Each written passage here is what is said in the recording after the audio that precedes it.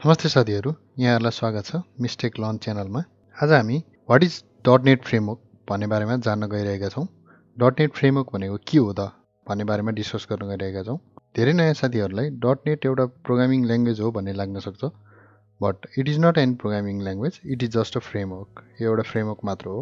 .NET framework भनेको एउटा यस्तो इन्फ्रास्ट्रक्चर हो जसले डिफ्रेन्ट प्रिडिफाइन्ड लाइब्रेरिजहरू, टुल्सहरू, कोड रन टाइम इन्फ्रास्ट्रक्चरहरू कन्टेन गरेको हुन्छ। साधारण भाषामा भन्नुपर्दा एउटा एप्लिकेसन सजिलै डेभलप होस् र सजिलै रन गर्न सकियोस् भनेर बनाइएको एउटा फ्रेमवर्क नै .NET फ्रेमवर्क हो। अब हामीहरूलाई .NET फ्रेमवर्क भनेको के हो भन्ने थाहा भइसक्यो। त्यसो भए हामी .NET फ्रेमवर्कको कम्पोनेन्टको बारेमा पढ्न जाँदैछौँ। यहाँ हामी .NET फ्रेमवर्कका दुईवटा मेन कम्पोनेन्टहरूलाई हेर्छौँ, FCL र CLR।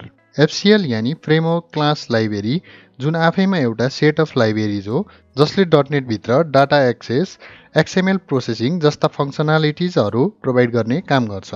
अब आउँ CLR तर्फ, यानि कि कमन ल्याङ्ग्वेज रन टाइम तर्फ।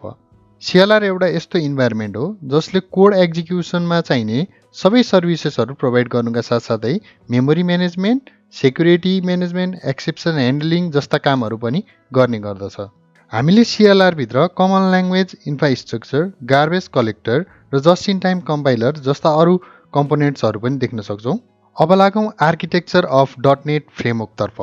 फिगरमा देखाइए जस्तै जुनसुकै ल्याङ्ग्वेज जस्तै C#, F#, भिजुअल बेसिकमा लेखिएर छुट्टा छुट्टै कम्पाइल भएको कोडलाई CLI यानि कमन इन्टरमिडिएट ल्याङ्ग्वेजले छुट्टै .dll अथवा .exe एक्सटेन्सन भएको फाइलमा सेभ गर्छ र त्यो .dll अथवा .exe फाइललाई CLR ले जस्ट इन टाइम कम्पाइलरको मद्दतले मेसिन कोडमा कन्भर्ट गर्छ। हामीले .NET को बारेमा त बुझ्यौँ कि यो एउटा फ्रेमवर्क हो भने के अरू पनि यस्तै डिफ्रेन्ट फ्रेमवर्कहरू हुन सक्छन् त? आउनुहोस् अरू केही फ्रेमवर्कहरूको बारेमा बुझौँ।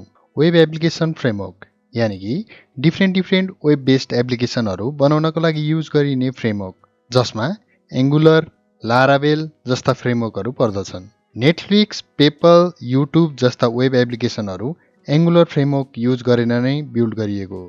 र अर्को फ्रेमवर्क रहेको छ मोबाइल डेभलपमेन्ट फ्रेमवर्क, ज्यामेरिन। जुनसुकै पनि एन्ड्रोइड अथवा iOS एप्लिकेसन बनाउनु छ भने ज्यामेरिन फ्रेमवर्क एकदमै उपयोगी हुन्छन्। यो त थियो .NET फ्रेमवर्क बाहेकका अरू फ्रेमवर्कहरूको बारेमा। र यसका साथसाथै यहाँहरूले यो भिडियो मार्फत .NET फ्रेमवर्कको बारेमा केही न केही त अवश्य बुझ्नुभयो होला। यदि यो भिडियो हजुरहरूलाई हेल्पफुल लागेमा लाइक, सब्सक्राइब अनि कमेन्ट पनि गरिदिनु होला। फेरि हामी एउटा नयाँ टपिकको साथमा आउने नै छौँ। त्यतिन्जेलको लागि मलाई बिदा दिनुहोस्। धन्यवाद।